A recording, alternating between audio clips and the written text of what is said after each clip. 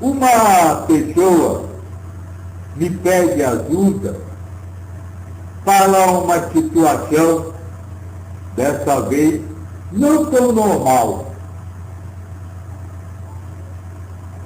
Ele diz que tem uma tendência a usar o que vocês chamam de humor negro. E que esse usar, e que usar isso, já trouxe para ele diversos problemas.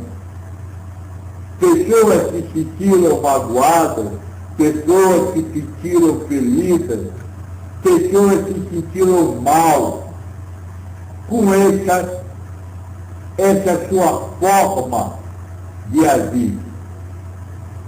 Ela fala que para ela o humor negro é aquele humor fora do convencional. É quando você acha graça em coisas que os outros não achariam graça. Coisas que são contrárias às normas e regras do mundo humano. Coisas onde outros chorariam, onde outros choram, e ele acha graça. E que usar esse humor negro causa constrangimento a outras pessoas. É sobre isso então que eu vou falar agora. Antes de qualquer coisa, moço, deixe eu falar algo. Ninguém causa constrangimento a outro. O outro pode se constranger com a sua ação. Isso é uma regra básica para esse mundo. Vocês sempre acham que o que você ou qualquer um vivencia é causado por fatores externos. Mas isso é uma ilusão. Um fator externo não pode ser forte o suficiente para modificar alguém. Por quê? Porque como vocês afirmam, vocês possuem o livre-arbítrio. Ou seja, vocês podem habitar, vocês podem decidir o que quiser para vocês. Essa é uma verdade humana, é assim que vocês vivem, é assim que vocês pensam, é assim que vocês imaginam. Ora, se você tem o direito de habitar o que quer, viver um constrangimento, viver uma mágoa, viver uma ofensa, não pode acontecer se você usar o tal do livre-arbítrio. Se você usar o livre-arbítrio, você pode não se sentir constrangido do que o outro fala. Você pode não se sentir magoado com o que o outro diz. Portanto, o constrangimento que alguém vive não é fruto do que o outro faz, mas tudo de uma decisão interna de cada um. Eu diria o seguinte: é o outro que opta por viver o seu humor negro ou qualquer coisa que você faz como constrangimento. Não foi você que causou o constrangimento. Foi o outro que se constrangiu que optou por se constranger com o que você disse. Esse é o primeiro detalhe que você, se você quiser usar o poder da felicidade, precisa ter. Você é incapaz de causar mal a alguém. Se você não se conscientiza disso, jamais você vai ser feliz. Por quê? Porque a sua felicidade será dependente do livre-arbítrio do outro. É ele que vai decidir se você vai ser feliz ou não. Então é ele que terá o poder da sua felicidade e não é você. E esse trabalho é o trabalho justamente para que nós possa ter na nossa mão o poder da felicidade.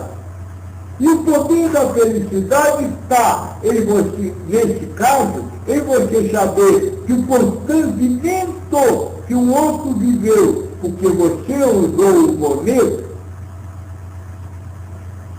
aconteceu porque ele fez essa opção. E não porque você causou isso nele. Esse é o primeiro detalhe. Segundo detalhe, qual o problema de você rir de coisas onde o outro choraria? Qual o problema de você levar de uma forma mais fácil, mais sutil, mais divertida, algo que outros levam como uma coisa extremamente importante? Nenhum. São apenas formas de vida, são apenas reações de personalidade diferentes. Então o humor negro por si não tem problema algum. O que tem o problema, no seu caso, é você ficar se sentindo mal, perder a sua felicidade, porque o outro se constrangeu. Ora, se ele se constrangeu, você me deixe ele. Liberte você dessa culpa e você vai continuar. Até porque você não fez nada errado. Você reagiu de acordo com a sua personalidade. E como Kina ensina, ninguém pode agir diferente da sua própria personalidade. Esse é o início da análise. Se o outro se constrangeu, o outro se constrange. Se você faz o movimento, faça. Se é essa a sua índole, se é essa a sua natureza. E liberte-se de achar que o outro, que você causou mal ao outro. Mas eu tenho mais um detalhe que eu quero falar. Há uma coisa que vocês ainda não entenderam quando se fala do poder da felicidade. Eu vou parar agora e serve para todos os casos que nós já falou e serve para todos que nós vamos fazer depois. Você tem o poder sobre a sua felicidade. Você tem o poder de ser feliz ou não. É você quem escolhe. Para alcançar esse estado, para exercer esse poder, você possui diversas formas de ação. A primeira forma de ação, eu diria que é a ação humana.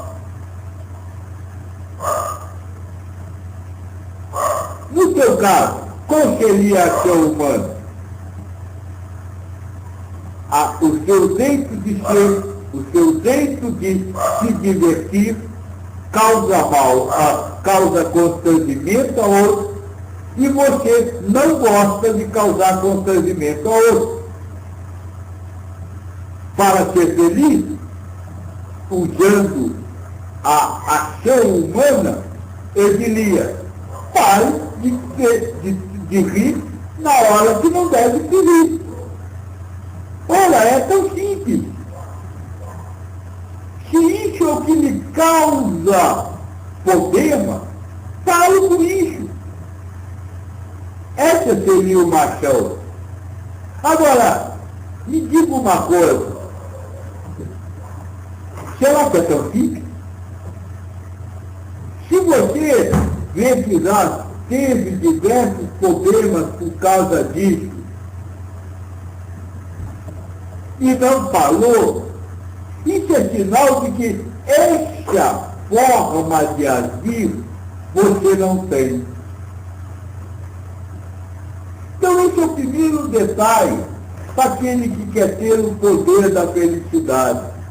Se você descobre o que lhe tira a felicidade, pare de fazer aquilo que você, ou pare de viver aquilo que lhe causa sofrimento. Seria tão simples. Mas você não consegue falar, não consegue mudar a vida. Quando vê, já riu, já saiu. Então esse não é o caminho. Se esse não é o caminho da ação humana, qual é o caminho? É o caminho da ação espiritual. Qual o caminho da ação espiritual? É justamente o ensinamento do Krishna que eu falei. Ninguém pode agir diferente da sua personalidade. O caminho espiritual para exercer o poder de ser feliz, o poder para ter a sua felicidade mantida, é a compreensão de que cada um age de acordo com a sua natureza. Então você, ao agir com o poder, você está agindo de acordo com a sua natureza. E o outro, ao se sentir constrangido, está agindo de acordo com a natureza dele. Ponto, compreenda isso. E aí você continua com o seu monego, que não consegue falar, e o outro continua se constrangendo, que não consegue falar, e os dois ficam em paz. Você tem a culpa e ele tem a acusação. Esse é um grande ação, um grande segredo para se manter a paz. Entender que cada um vive a partir da sua própria natureza e dá a cada um o direito de agir de acordo com a sua natureza. Eu vou dar um exemplo. Há pessoas que gostam de tudo arrumadinho, que convivo com pessoas que não gostam de arrumar. São duas personalidades, duas naturezas diferentes, que muitas vezes precisam conviver até debaixo do mesmo teto. Se elas não compreendem que um é de um jeito e o outro é de outro, um vai estar sempre reclamando do outro. Um vai estar sempre brigando com o outro, querendo impor ao outro a sua verdade. Jamais nenhum dos dois serão felizes de verdade. Para que possa haver uma união, um precisa entender, eu gosto de arrumado, mas o outro não gosta. E o outro precisa entender, eu não ligo para a bagunça, mas o outro liga. Aí vocês me perguntam, mas e aí, vai ficar arrumado ou vai ficar desarrumado? Isso não importa. Se o arrumado, de acordo com a sua natureza, fica com o outro, e o outro dá o direito daquele que ele é arrumado, a arrumação pode acontecer ou não. ele vai estar em paz. Se o arrumado compreende que o outro é desarrumado e se fica com ele, ou olha a reclamação dele de querer arrumar, vai falar, vai discutir, vai fazer, mas a paz interna não vai ser perdida. É isso que vocês precisam entender. Vocês estão muito preocupados com o resultado da ação. E a felicidade não se consegue com o resultado da ação, mas a felicidade se consegue com a forma como se vivenciam os acontecimentos do dia a dia.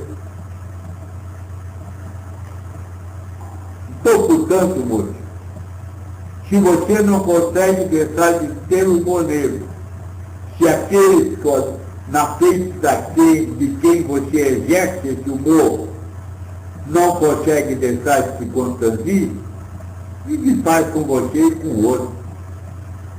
E eu daria o conselho para o outro: vive em paz com você e com o outro. Esse é o único caminho para vocês terem felicidade. É o único caminho para vocês viverem em paz. Espero ter lhe respondido. Se quiser retornar ao assunto, é só conversar. Que você fique na paz. Graças a Deus.